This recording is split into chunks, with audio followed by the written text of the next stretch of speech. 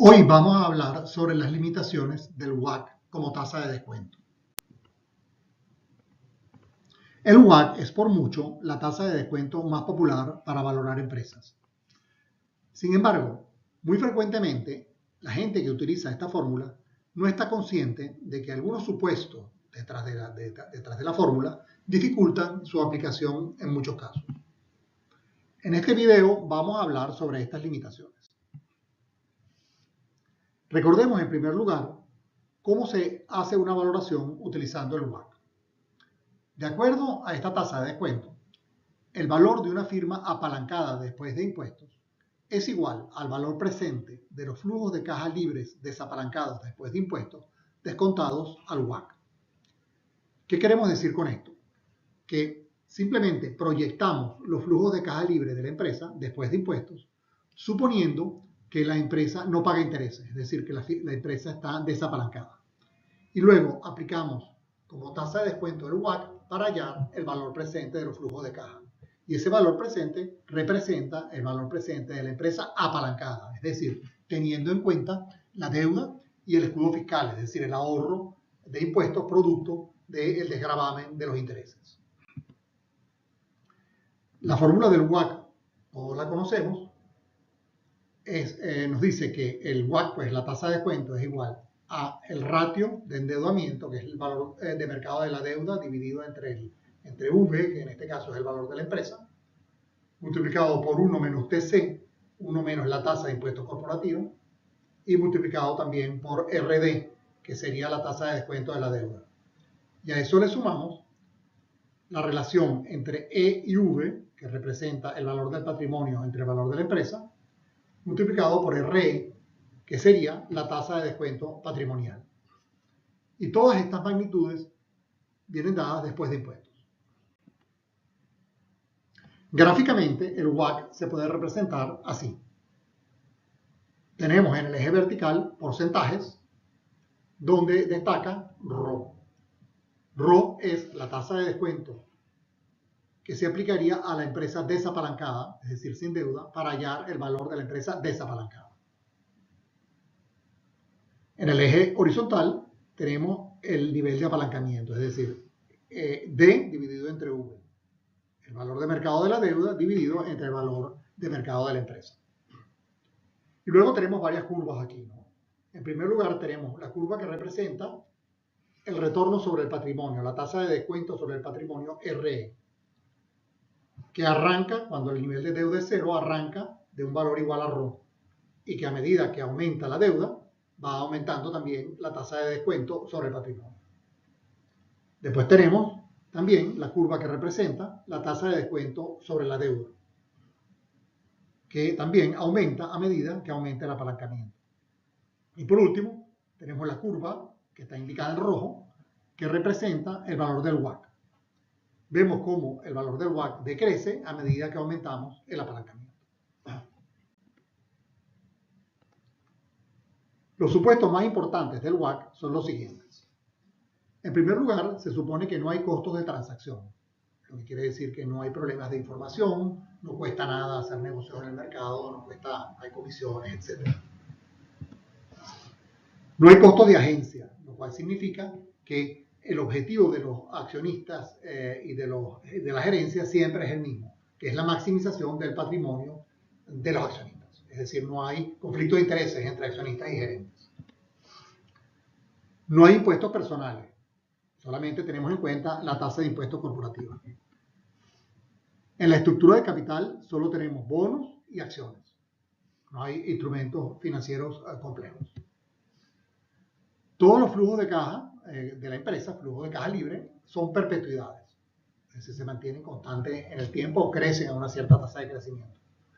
Y hay una sola tasa de impuestos corporativa. Bueno, las limitaciones que provienen de estos supuestos, las principales limitaciones, y a las cuales vamos a referirnos hoy, son estas que están aquí. En primer lugar, la relación entre la tasa de descuento de la deuda y el flujo real de intereses que paga la empresa. En segundo lugar, la relación entre el valor de la empresa y el WACC, que aquí hay un problema de circularidad que luego describiremos.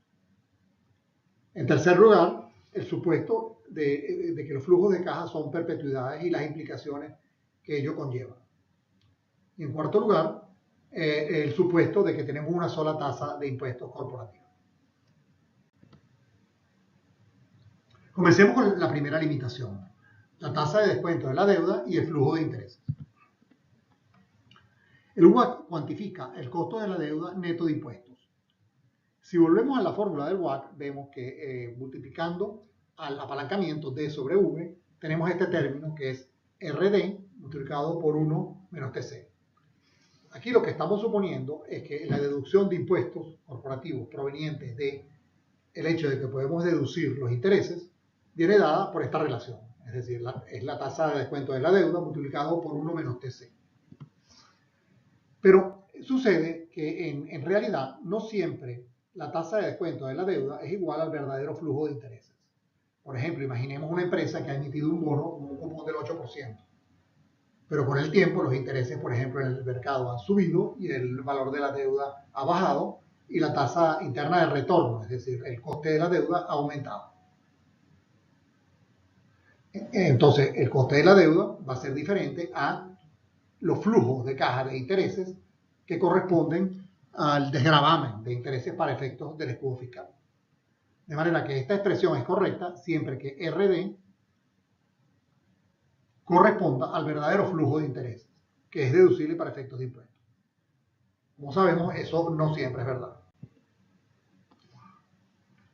La segunda limitación tiene que ver con esta circularidad que mencionábamos antes, la relación entre WACC y el valor de la empresa. Otra vez, si regresamos a la fórmula del WACC, vemos que necesitamos el valor de mercado de la deuda, necesitamos el valor de la empresa V y también necesitamos el valor del patrimonio E. Pero, por otra parte, generalmente el WACC lo necesitamos es precisamente para calcular el valor de la empresa V. Entonces, se supone que no tenemos el valor de la empresa V. Por tanto, el objetivo que tenemos, que es valorar la empresa, se contradice con el hecho de que necesitamos el valor de la empresa para calcular el WACC. Tenemos aquí un problema de circularidad. Impuestos corporativos. Bueno, el WACC supone que el único efecto fiscal del apalancamiento es la deducibilidad de los intereses. Es decir, que el apalancamiento solamente influye sobre los impuestos que se pagan por la vía del hecho de que los intereses son deducibles. Y también supone el WACC que hay una sola, única tasa de impuestos corporativa que se mantiene constante en el tiempo, que hemos llamado TC. Pero ocurre que en muchos países, sobre todo en países emergentes, la legislación fiscal es diferente y hay otras implicaciones fiscales del apalancamiento. Quizás la más conocida es el ajuste por inflación. También puede ser que la tasa de impuestos corporativos, TC, no sea constante a lo largo de la proyección de flujo, sino que varíe. Entonces, naturalmente, cuando tenemos este problema con los impuestos, la fórmula del WACC no puede aplicarse. El otro tema al que nos queremos referir es el supuesto del flujo de caja proyectado en forma de perpetuidad. El WACC supone que todos los flujos de caja son perpetuidades. Bueno, cuando no es así, que es el caso usual, el WACC no sería aplicable. Bueno, este problema es a menudo solucionado por los analistas calculando un WACC diferente para cada periodo o un WACC promedio para todo el periodo de proyección. Sin embargo, se puede demostrar que esta práctica, esta solución, esta aparente solución, conduce a errores significativos en la valoración. Entonces, ¿qué podemos concluir? Concluimos que el WACC presenta dificultades como tasa de descuento cuando, primero, los intereses pagados sobre la deuda son diferentes de la tasa de descuento de la deuda. Segundo, no se conocen de antemano los valores de mercado de la deuda y del patrimonio. Tercero, la legislación fiscal implica efectos impositivos adicionales producto del apalancamiento. Por ejemplo, el ajuste por inflación. O también que la tasa de impuestos corporativa no sea constante a lo largo del horizonte de proyección. Y por último, el caso en que los flujos de caja no son perpetuidades. Bueno, y eso es todo lo que quería mencionarles en el día de hoy.